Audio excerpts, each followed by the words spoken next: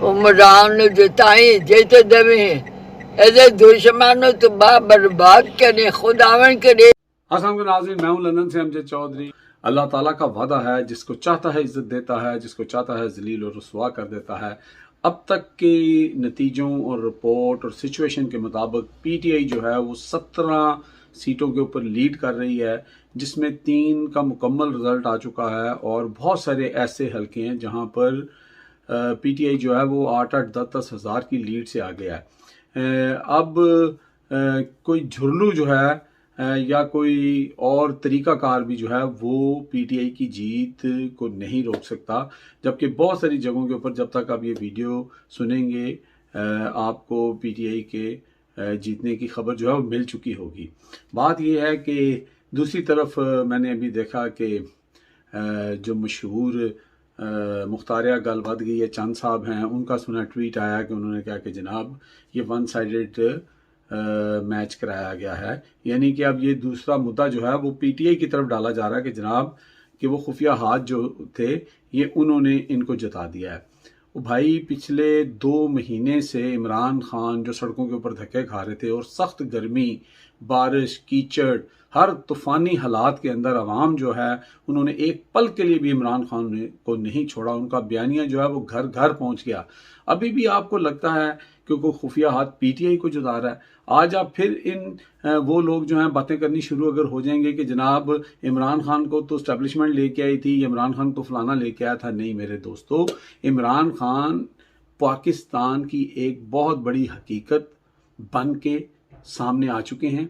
इस वक्त इमरान खान की टक्कर का कोई लीडर मौजूद नहीं है और थैंक्स टू पीपल्स पार्टी और आसफ अली जरदारी, जिन्होंने नवाज शरीफ और शहबाज शरीफ और हमजा शरीफ को और मरियम साहिबा को ये लालच दी और ऐसी एक बोल दी कि कहा कि नो बॉल है, इसके ऊपर छक्का मारो और आउट भी नहीं होगे, 6 स्कोर भी मिलेंगे और अगली बॉल भी मिलेगी।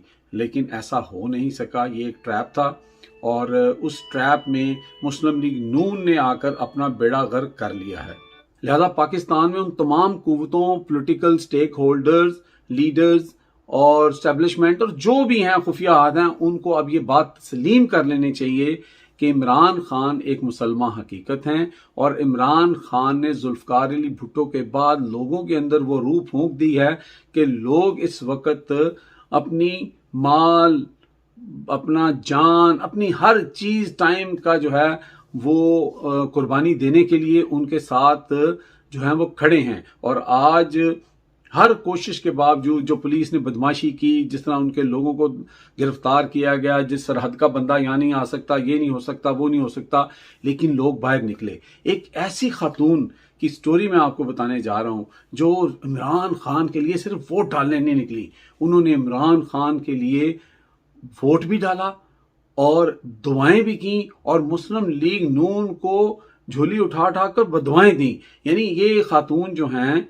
जोहरा सुल्ताना, इनकी उम्र 99 ईयर्स है। अभी इन्होंने 27 मई को अपनी सालगिरह जो है वो 99 ईयर्स की जो सालगिरह है उन्होंने वो मनाई है। अगले साल ये 100 साल की हो जाएंगी। ये कायदे आजम मोहम्मद अली जना के जलसों में भी जाती रही हैं। इनकी वालदा जो हैं उनकी कंपेन चलाती रही हैं और उस दौर में इन्होंने मोनी रोड के अंदर अपने घर के ऊपर जो है वो मुस्लिम लीग नून का झंडा लगा रखा था। ये इंटरव्यू इनका मैं पहले भी कर चुका हूं, लेकिन ये आज वोट डालने गई, उनकी तस्वीरें भी मैं आपको दिखा रहा हूं और उनका वो छोटा सा बयान जो है वो भी आप यहाँ पे सुन रहे होंगे।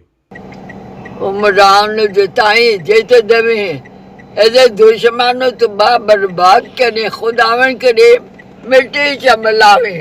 अल्लाह उमरान अच्छा बंदा वे, अच्छा इंसान है गावे और सही बोल दा। अल्लाह नोन लेगा था खाना खराब हो जाए। हाँ उठे ना शिकस्त हुए बड़ी।